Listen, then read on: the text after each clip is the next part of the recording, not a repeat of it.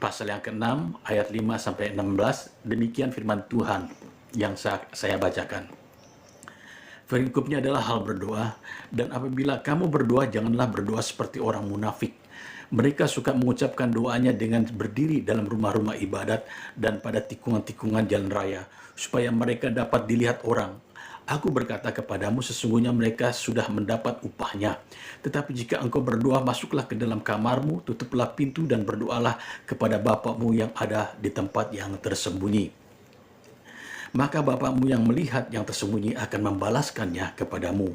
Lagi pula dalam doamu itu janganlah kamu bertele-tele seperti kebiasaan orang yang tidak mengenal Allah.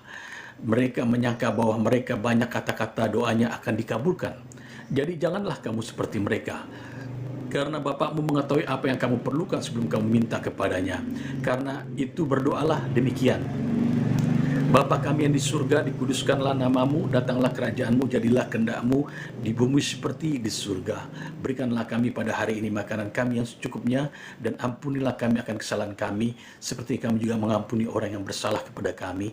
Dan jangan bawa kami ke dalam pencobaan, tetapi lepaskanlah kami daripada yang jahat, karena Engkaulah yang punya kerajaan dan kuasa dan kemuliaan sampai selama-lamanya. Amin. Ayat 14, karena jika kamu mengampuni kesalahan orang, Bapakmu yang di surga akan mengampuni kamu juga. Tetapi jika kamu tidak mengampuni orang, Bapakmu juga tidak akan mengampuni akan kesalahanmu. Amin. Berbahagialah orang yang merenungkan firman Tuhan serta melakukannya. Firman Tuhan ini adalah tidak lain pengajaran dari Tuhan Yesus Kristus sendiri. Berbahagialah kita yang diajarkan oleh Tuhan Yesus sendiri. Karena dalam doa ini adalah suatu anugerah yang terbesar bagi kita, di mana kita bisa berbicara kepada Allah, pencipta langit, alam semesta, Bapa yang maha pengasih, penyayang, pemurah hati, maha pengampun yang maha mulia. Anugerah terbesar bagi kita adalah kita berdoa.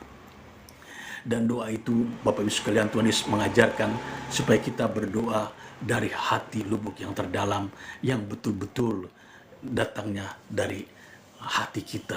Sebab itu, Amsal mengatakan, jagalah hatimu dengan segala kewaspadaan, karena disitulah terpancar kehidupan. Dari hatilah. Kalau hatimu menanamkan benih-benih rohani yang baik, maka engkau akan mengeluarkan perbendaharaan yang baik. Sebab di mana hatimu berada, di situ pun hartamu berada. Firman Tuhan berulang-ulang kali. Jadi doa yang baik itu adalah doa yang dilakukan dari lubuk hati yang terdalam. Dikatakan di sini ayat yang 5, dan apabila kamu berdoa, jangan berdoa seperti orang munafik. Mereka suka mengucapkan doanya dengan berdiri dalam rumah-rumah ibadat dan pada tikungan-tikungan jalan raya supaya mereka dilihat orang. Aku berkata, sungguhnya mereka sudah mendapat upahnya. Tapi jika engkau berdoa, masuk ke dalam kamarmu, tutuplah pintu dan berdoalah kepada Bapakmu yang di tempat tersembunyi. Maka Bapakmu yang melihat yang tersembunyi akan membalaskannya kepadamu.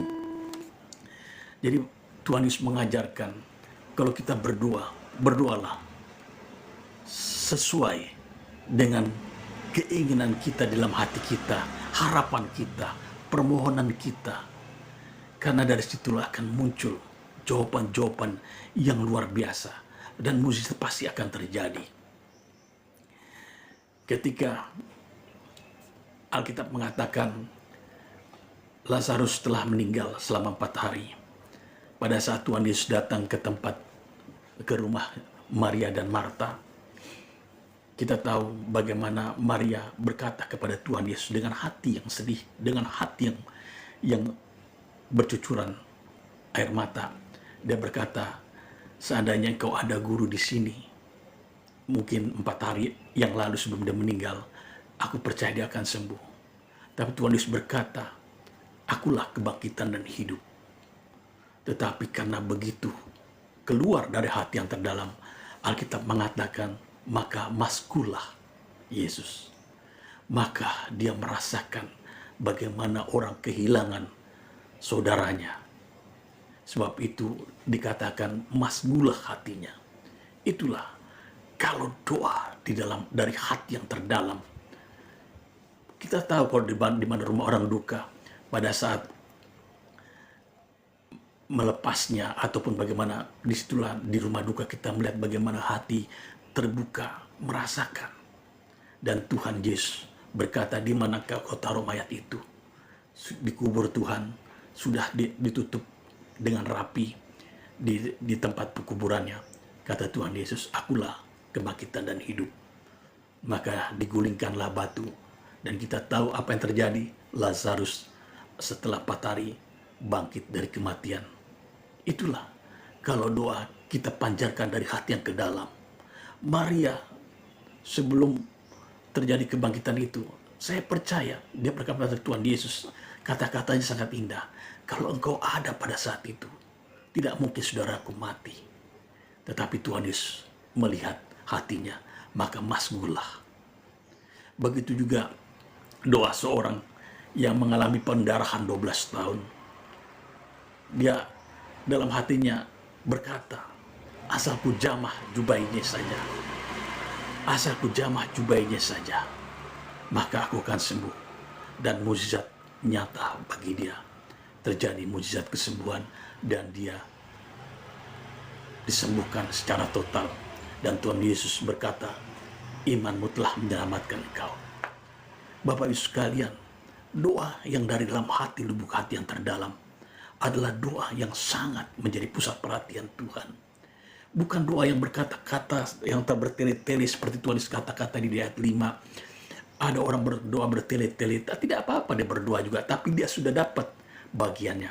Tetapi doa yang sangat luar biasa dari hati yang ke dalam. Tuhan, aku percaya Engkau akan menolongku saat ini. Biarkan Tuhan menolong kita. Tuhan, aku percaya Engkau akan menyembuhkan aku hari ini. Biarkan Tuhan menyembuhkan kita dari lubuk hati yang terdalam. Elia berdoa untuk di negeri itu waktu zamannya Ahab supaya tidak turun hujan. Dia berdoa dalam kitab 1 Raja-Raja, dia berdoa dengan sungguh-sungguh. Dan apa yang terjadi? Selama 3 tahun lebih tidak terjadi hujan. Dan ketika dia bersungguh-sungguh kepada Tuhan dari hati lubuknya, maka hujan turun. Dengan lewat kata-kata saja terjadi mukjizat luar biasa. Jadi kalau kita berdoa kata Tuhan, masuklah ke tempat yang tersembunyi, karena Bapakmu mengetahui apa yang tersembunyi, dan dia akan memberikan jawaban kepadamu. Bapak sekalian, doa kita tidak perlu kita berkeras-keras, kita bergemuruh, tidak perlu. Tetapi kalau kita berdoa sungguh-sungguh dari hati yang terdalam, maka percayalah, mukjizat akan terjadi. Biarkanlah Tuhan yang bekerja. Biarkanlah Tuhan yang ambil bagian bagi kita. Sebab segala sesuatu sebelum kita ucapkan, kita belum perkatakan, Tuhan tahu apa yang kita butuhkan. Dan tiba-tiba saja kita percaya mukjizat terjadi. Penyakit sembuh. Tiba-tiba hutang lunas. Tiba-tiba kita dapat berkat. Tiba-tiba kita dapat pekerjaan. Dapat proyek, dapat usaha. Tiba-tiba Tuhan bukakan jalan kelepasan, kelegaan bagi kita. Doa sungguh-sungguh itu dengan hati yang betul-betul hancur hati. Kita lihat bagaimana Alkitab sering mengatakannya. Doa sungguh-sungguh itu Tuhan jawab. Hana, dia berdoa sungguh-sungguh ketika Penina memiliki anak. Madunya itu selalu mengenyek dia. Seolah Hana tidak akan memiliki keturunan lagi. Dia datang sungguh-sungguh ke bait Allah. Dan dia berdoa sampai dia nggak tahu apa yang didoakan lagi. Tetapi kesungguhan hatinya itulah. Akhirnya Elia berkata, doamu telah didengar Tuhan. Dan setahun kemudian Tuhan mengingat Hana. Lalu Hana mendapatkan seorang anak, yaitu Samuel, seorang nabi besar yang telah mentahbiskan Saul dan Raja Daud. Hana melakukan doa yang sungguh-sungguh dengan hati yang hancur. Maka mukjizat terjadi. Rahel adalah adik dari Lea. Lea telah memiliki keturunan bertonton, memiliki keturunan anak dari Yakub. Rahel sungguh-sungguh kepada Tuhan, berdoa sungguh-sungguh, dan apa yang terjadi? Tahun demi tahun dia sabar, dia berdoa, dan apa yang terjadi? Akhirnya Rahel memiliki seorang keturunan. Kita tahu keturunan itu adalah Yusuf, seorang yang besar. Itulah kalau kita lakukan doa dengan sungguh-sungguh, dengan hati yang terdalam. Jadi biarkan kita berdoa sederhana, biarkan Tuhan yang bekerja bagi kita. Biarkan Tuhan yang melakukan tindakan bagi kita. Biarkan Tuhan melakukan mukjizatnya bagi kita. Asal ku jamah saja jubahnya, maka aku akan sembuh. Luar biasa. Orang yang mengalami pendarahan 12 tahun ini, dia katakan dalam hatinya, asal ku jamah saja. Maria, tadi dikatakan, bagaimana dia sungguh-sungguh, dia percaya kalau Tuhan Yesus datang sebelum saudaranya meninggal, pasti dia akan sembuh. Tetapi Tuhan masku melihat hati Maria. Maka apa yang terjadi? Saudaranya bangkit kembali. Alkitab sering mengatakan kalau orang yang berdoa sungguh-sungguh, Elia berdoa sungguh-sungguh dalam hati, dari hati yang terdalam. Maka apa yang terjadi? 3 tahun tidak turun hujan. Ketika dia berdoa sungguh-sungguh, maka turunlah hujan. Bapak Ibu sekalian, ada suatu kisah seorang hamba Tuhan bercerita.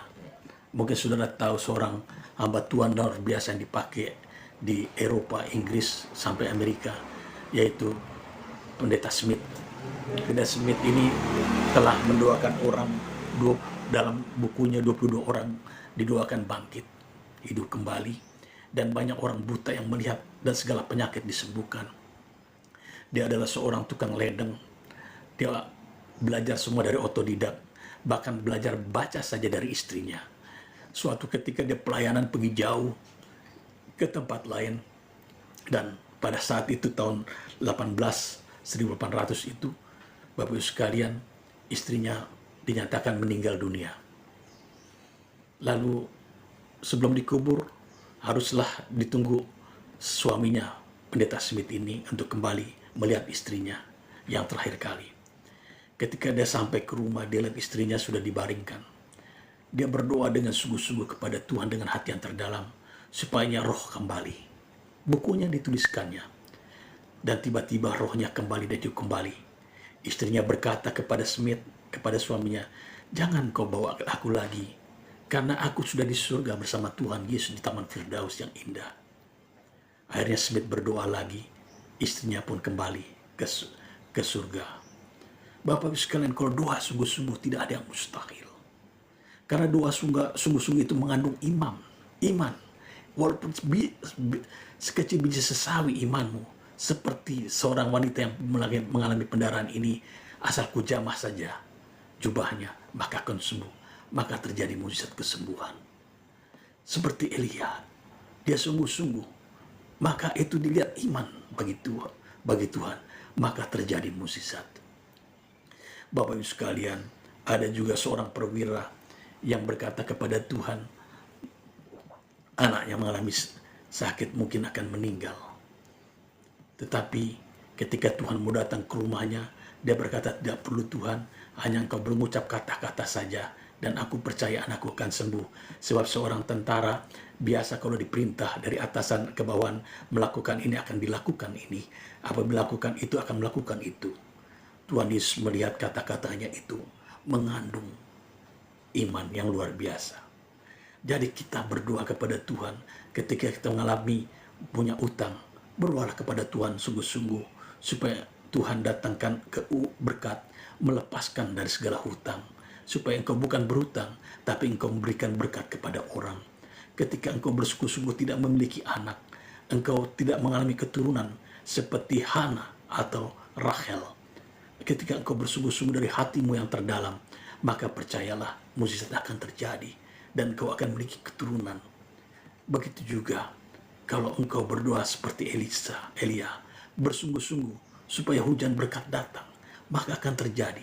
Biarkanlah Tuhan yang melakukan pekerjaan-pekerjaan yang luar biasa kepadamu, asal engkau percaya saja.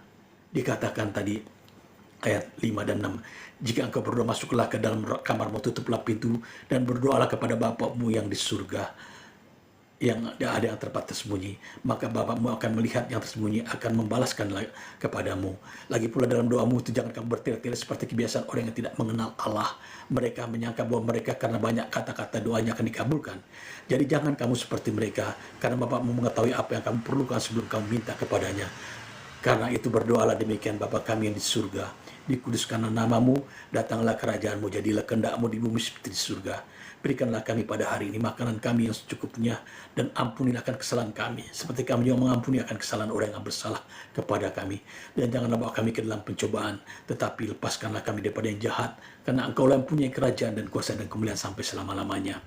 Dan yang perkara yang kedua, kita doa seperti Tuhan memberikan hal demikian, cukup sederhana saja kepada Bapa yang di surga. Berdoalah, rasakanlah hadiratnya, rasakanlah kehadirannya, dan jadilah kehendaknya.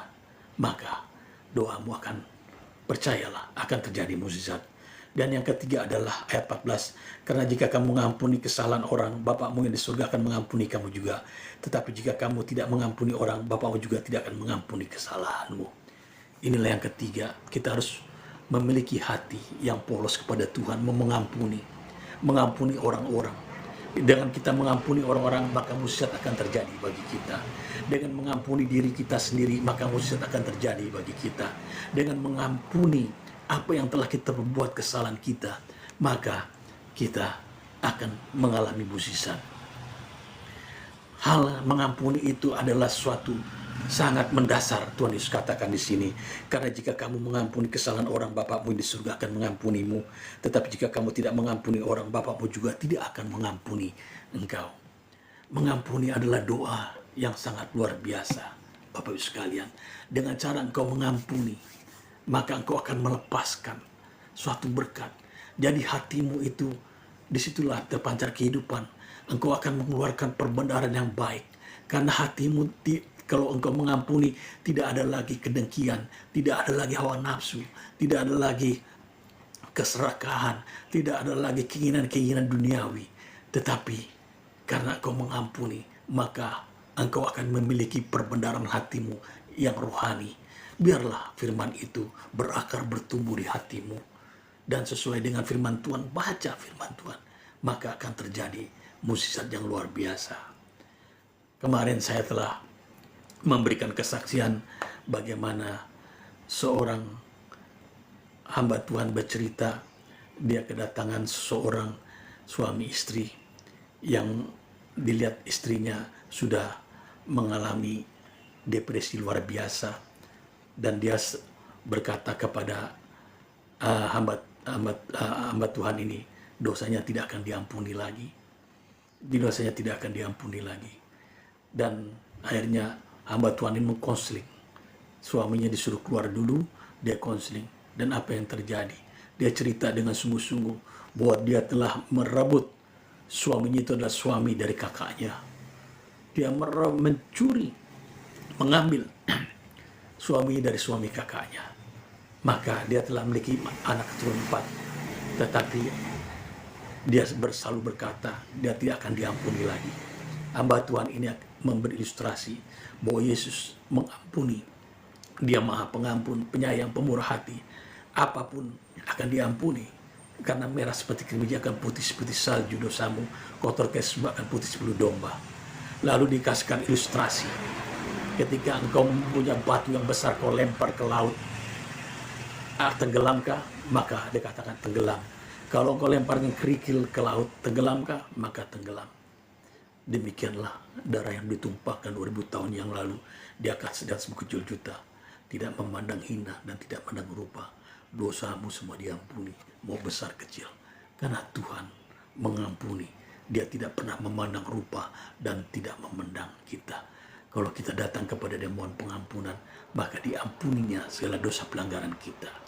Bapak-Ibu sekalian, kita mengingat bagaimana cerita Alkitab dikatakan seorang wanita yang datang bawa minyak narwastu yang sangat mahal. Kita tahu wanita ini, orang-orang di situ tahu, wanita ini adalah seorang pendosa yang besar. Pada saat ketika dia mengurapi Tuhan dengan minyak narwastu, dia menangis dengan hancur hati, hatinya hancur. Dan dia mengelapnya dengan rambutnya. Lalu Tuhan berkata kepada Petrus, Petrus, lihatlah wanita ini dari tadi dia mengasihiku dengan luar biasa. Karena itu dosanya yang besar, karena dia mengasihi Tuhan secara besar, luar biasa, maka dihapuskanlah dosanya. Dan dia berkata kepada wanita itu, pulanglah, karena dosamu telah dihapuskan. Sesuai dengan firman Tuhan dikatakan dalam kitab Roma dan Mazmur, berbahagialah orang yang diampuni dosanya dan dilupakan segala pelanggarannya. Kita sangat berbahagia kalau kita datang kepada Tuhan dengan hancur hati, datang kepada Dia, mohon pengampunan kepada Tuhan, maka kita akan memperoleh berkat mukjizat yang terjadi bagi kita. Kita dihapuskan, bukan dihapuskan saja dari segala pelanggaran dosa kita, maka kita mendapatkan mukjizat Tuhan. Kita akan mendapatkan berkat-berkat rohani yang luar biasa. Dan Bapak sekalian, pada pagi hari ini kita ingat bahwa pengajaran belajar berdoa datangnya diajarkan dari Tuhan. Dan berbahagialah kalau kita berdoa, karena doa itu mengandung anugerah yang terbesar. Pada saat kita berdoa, kita berbicara kepada Tuhan yang mencipta langit, dalam bumi dan semesta ini. Pagi ini, jika kita ada pergumulan, beban, persoalan, dan hal yang lain, di pagi hari ini saya khusus mau berdoa dulu kepada mereka yang mau menerima Yesus sebagai Tuhan dan Juru Selamat. Datang kepada Tuhan, datanglah kepada Dia. Tuhan tidak memandang rupa dan tidak pernah memandang hina siapapun. Kita sama diciptakan oleh jari tangannya, dibentuknya, maka kita menjadi anak-anaknya. Percayalah, kalau engkau menerima Yesus sebagai Tuhan, sebagai Juru Selamat di pagi hari ini, engkau akan berjalan bersama dengan Tuhan. Dan kalau kami berdoa, saya berdoa untuk saudara, percayalah, setelah itu saudara cari gereja-gereja di kota saudara dimanapun juga, supaya saudara datangi tempat-tempat itu dan ketemu dengan hamba Tuhan.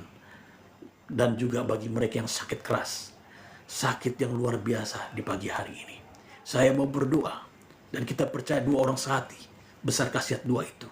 Dan bila Yesus akan menyembuhkan dimanapun kau berada, Tuhan tetap sama dulu, sekarang, sampai selama-lamanya. Ibrani 13 ayat 8, bahwa Yesus tetap sama dulu, sekarang, sampai selamanya. Baik, mari kita tundukkan kepala, kita akan berdoa. Bapa dalam surga, di pagi hari ini kami bersyukur untuk firman-Mu mengajarkan kami bahwa doa dari lubuk yang hati yang terdalam, dan memohonkan kepadamu Tuhan, karena Tuhan berkata, mintalah akan diberi, ketuk itu akan dibukakan, cari akan mendapatkan. Dan dua orang sehati berkumpul di tengah-tengah saat ini Tuhan, bahkan kami lebih, bahkan kami ratusan, bahkan ribuan pada saat ini. Kami percaya kuasa-Mu akan terjadi Tuhan bagi mereka yang menerima Yesus Tuhan sebagai Juru Selamat pada pagi hari ini. Mari Tuhan kau jamah dia, sentuh hatinya, berubah pikirannya Tuhan. Bawalah dia kepada jalan kebenaran, penuhi hati dengan pikirannya dengan firman-Mu, biar dia menjadi jalan dengan pelita dan terang bagi jalan-Mu. Dan bagi mereka yang sakit pada pagi hari ini, sakit kanker, sakit liver, sakit tumor, sakit apapun, demi nama Yesus kuperintahkan kau penyakit keluar dari tubuh. Dan aku perintahkan kau sembuh dalam nama Yesus Kristus. Dan oleh binur Yesus engkau memperoleh kesembuhan. Nah, aku perintahkan juga segala roh penyakit, roh yang membuat engkau sakit, kami tolak, kami lepaskan dari tubuhmu. Dalam nama Yesus kami menerima kesembuhan dan mukjizat pagi hari ini. Begitu juga bagi mereka yang punya persoalan, pergumulan hidup, kepicikan hidup, beban masalah, beban rumah tangga.